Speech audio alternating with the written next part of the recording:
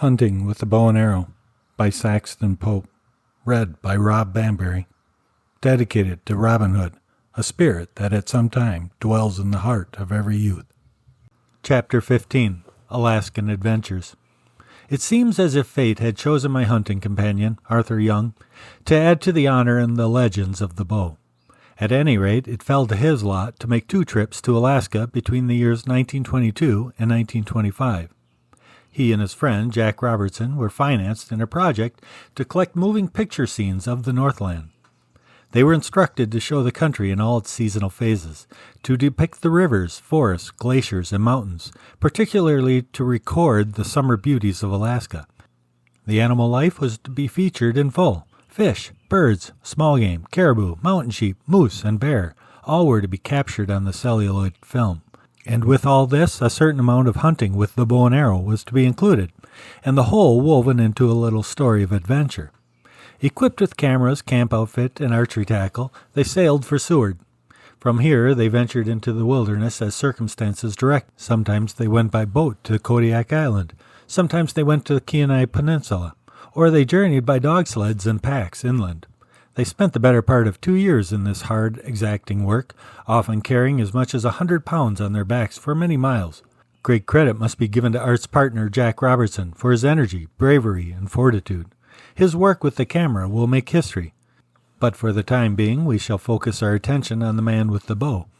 Only a small portion of Young's time was devoted to hunting. The exigencies incidental to travel and gathering animal pictures were such that archery was of secondary importance.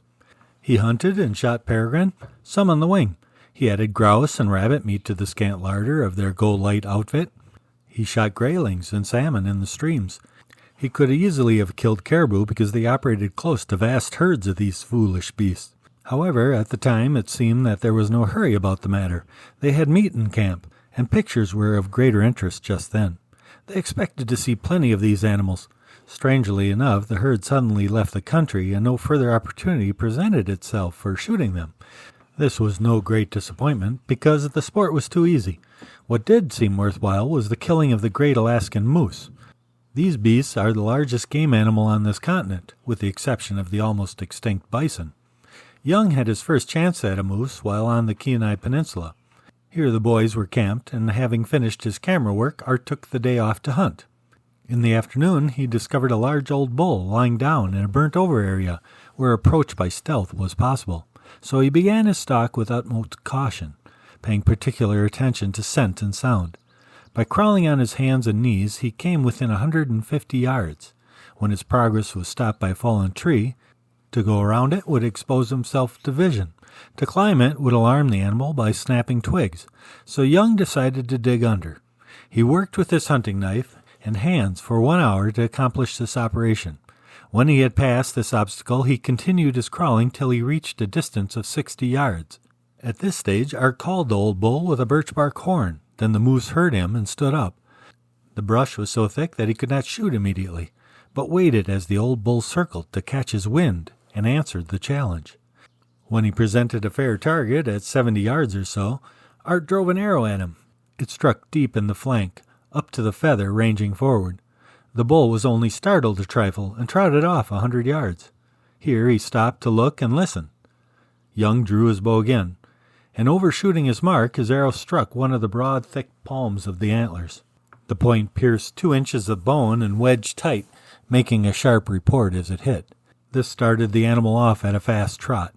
Young followed slowly at some distance and soon had the satisfaction of seeing the old moose waver in his course and lie down. After a reasonable wait, the hunter advanced to his quarry and found him dead. The triumph of such an episode is more or less mixed with misery. The pleasure undoubtedly would have been greater had some other lusty bowman been with him, but as it was, he had to feast his eyes alone. Moreover, he had to make his way back to camp, which was some 8 miles off, and night rapidly coming on. This part of the story was just as thrilling to Art, because he must stumble through the rough land of little sticks in the dark with the constant apprehension of meeting some unwelcome Alaskan brown bear, which were thick there, and also the extremely unpleasant experience of running into dead trees, tripping over fallen limbs, and dropping into gullies. He reached camp ultimately, I believe, Next day he returned with his companion for meat, his antler trophy, and the pitcher, which we were present. This bow weighed approximately 1,600 pounds and had a spread of 60 inches across its antlers. Upon the second expedition, a year later, Young bagged another moose. Here the arrow penetrated both sides of the chest and caused almost instant death, showing that size is not a hindrance to a quick exodus. It is surprising, even to us, to see the extreme faculty with which an arrow can interrupt the essential physiological processes of life and destroy it. We have come to the belief that no beast is too tough or too large to be slain by an arrow. With especially constructed heads sharpened to the utmost nicety, I have shot through a double thickness of elephant hide, 2 inches of cardboard, a bag of shaving, and gone into an inch of wood. We feel sure that having penetrated the hide of a pachyderm, his ribs can easily be severed and the heart or pulmonary cavity entered. Any considerable incision of either of these vital areas must soon cause death, and this is a field experiment which we propose to try in the near future. There is a legitimate excuse for shooting animals such as moose where food is a problem, and the bow bears an honorable part in that episode. We feel, moreover, that by using the bow on this large game, we are playing ultimately for the game preservation. For by shaming the mighty hunter and his unfair methods in the use of powerful destructive agents, we feel that we help to develop better sporting ethics. It was partly on this account, and partly to answer the dare of those who have said, "You may hunt the tame bears of California and Wyoming, but you cannot fool with the big Kodiak bears of Alaska with your little bow and arrow." That determined Young to go after these monsters and see if they were as fierce and invulnerable as claimed. At the present writing, we who shoot the bow and arrow have slain more than a dozen bears with our shafts, but the mighty Kodiak brown grizzly has laughed at us from his frozen lair. As a literary nature fakir might say, we have been told that all that is necessary if you wish to meet a brownie is to give him your address in Alaska, and he will look you up. Also, we have been told that once insulted, he will tear a house down to get even with you. So I shook Art's hand goodbye when he started on this Kodiak escapade, and told him to give him hell. After a long time, he came back to San Francisco, and this is the story that he told me. And Art has no guile in his system, but is as straight as a bowstring. We made a false start in going after our bears. We took a boat from Seward and sailed to Seldy, then to Kenai Peninsula. Here we hunted for 2 solid weeks and found practically no sign of brownies. I decided at the end of this period to waste no more time, but to pull out of the country and sail back to Seward. We had but a short time to complete our picture before the last boat left for the Arctic waters. But hearing of good bear signs on Kodiak Island, we hit out for this place and landed in Uganik Bay.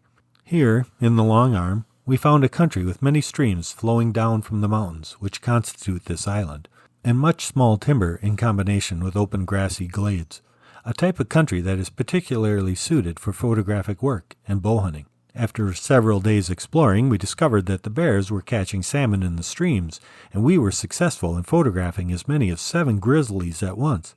We took pictures of the bears wading in the water looking for fish. Usually the bear slaps the salmon out of the stream, then goes up on the bank and eats it. The humpies were so plentiful here, however, that they were tossed out on the bank, but not eaten. The bear preferring to capture one while in the water, then wade about on his hind legs while he held the fish in his arms and devoured it. We got all this and many comic antics of young bears climbing trees and playing about by using a telephoto lens. After the cameraman was satisfied, I proposed that we pull off a stunt with the bow. By good fortune, we saw 4 bears coming down the mountainside to fish. They were making their way slowly through an open valley. The camera was stationed at a commanding point, and I ran up a dry wash thickly grown with willow and alder to head off the bears. I was able to get within 100 yards by the use of willow cover. Then the brush became too thin to hide me, so I walked boldly out into the open to meet the bears. I practically invited them to charge, since they were reputed to be so easily insulted. At first they paid little attention to me. Then the 2 in advance sat up on their haunches in astonishment and curiosity. I approached to a distance of 50 yards, then the largest brownie began champing at his jaws and growling. Then he pinned back his ears, preparing to come at me. Just as he was about to lunge forward, I shot him in the chest. The arrow went deep and stuck out a foot beyond his shoulder. He dropped on all 4s, but before he could make up his mind what hit him, I shot him again in the flank. This turned him, and feeling himself badly wounded, he wheeled about and ran. While this was going on, an old female also stood in a menacing attitude, but as the wounded bear galloped past her, she came to the ground and ran diagonally from us. All of them followed suit, and as they swept out of the field of vision, the wounded bear weakened and fell less than 100 yards from the camera. True to his standards, the cameraman continued to grind out the film to the very last, so the whole picture is complete. You will see it someday for yourself, and it will answer all doubts about the invulnerable status of the Kodiak bears. Young himself was not particularly elated over this conquest. He knew long ago that the Kodiak bear was no more formidable than the grizzlies we had slain, and he only undertook this adventure for show purposes. Moreover, though he used his heavy Osage orange bow and his usual broadheads, he declares that he believes he can kill the largest bear in Alaska with a 50-pound weapon and proportionately adjusted arrows. Both Young and I are convinced of the necessity of very sharp broadheads and trust more to a keen blade and a quick flight than to power. During his Alaskan travel, Art prefers his Osage bows to the yew. They stood being dragged over rocks and falling down mountainsides better than the softer yew wood. His 3 bows were under 5 feet 6 inches in length, short for convenience, and each pulled over 85 pounds. The country in which he worked was so rocky that it was most disastrous on arrows. Every shot that missed meant a shattered shaft. Possibly his roughest trip was one taken to picture mountain goats. Here a funny incident occurred. Jack and Art were stalking a herd of these wary creatures with a camera when suddenly around a point of rock the whole band of goats appeared. Art was ahead and only had just enough time to duck down on his hands and knees and hide his face close to the ground. He stayed so still that the entire flock passed close by him, almost touching his body, while the cameraman did his work from a concealed ledge higher up. Though Young counts it little to his credit, he shot one of these male goats, which was poised on so precipitous a point that it fell over and down the mountainside and was lost as a trophy and as camp meat. Humiliating as such an episode may be, it serves, however, to add a coup to the archer's count, and there we let the matter rest. But what is of greater interest is his outwitting a Rocky Mountain bighorn. This animal is considered the greatest game trophy in America. It is an extremely alert sheep, all eyes and wisdom. If you expose yourself but a second, though you be a mile away from the ram, probably you will be seen. And though the sheep may not move while you look at him, he is gone when you have completed your toilsome climb and peer over the last ledge of rock, preparatory to shooting. Ned Frost used to say that when he hunted bighorns, he paid no attention to hearing or smell, but he was so careful about sight that when he raised his head cautiously over a ridge to observe the sheep, he always lifted a stone and peered underneath it, or picked up a bunch of grass and gazed through it. Most hunters are content to stalk this game animal within 300 or 400 yards, then aim at it with telescopic sights. It is the last word in good hunting. Stuart Edward White, the author and big game hunter, has said that the following experience is one of the finest demonstrations of stalking and understanding of animal psychology he knows. Up near the head of Wood River, Young and his party came upon a number of bighorn sheep, and first devoted several days to film work. Then Young decided to try for a trophy with the bow. After hunting all morning, he discovered with his glasses a ram a long way off. The country is open and had no cover. The ram was resting on a ledge of rock elevated above the level of the valley. Even at a distance of a half a mile, it was evident to Art that the ram had seen him, so Young studied the sheep and the country carefully before deciding what plan to pursue. From the lay of the land, it was plain that no concealment was possible, and no detour or ambush could be employed. The glasses showed that the ram was a fairly old specimen, and had a very sophisticated look. In fact, to Art he looked conceited, and had an expression that said, "There's a man, but I'm a pretty wise old sheep. I know all about men. That fellow hasn't seen me yet, and when he does, there's plenty of open country back of me. My best plan is to lie still and let this tenderfoot pass." So he went on ruminating and blinking at the sun. Taking this mental attitude into consideration, Young decided that the best method of outwitting this particular sheep was to take him at his own valuation and proceed as a tenderfoot down the valley. So he walked unconcernedly along at an oblique angle to the sheep and never once taking a direct look at him.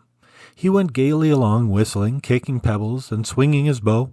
When he had reached a distance of 200 or 300 yards, the old sheep lifted his head to see what was going on.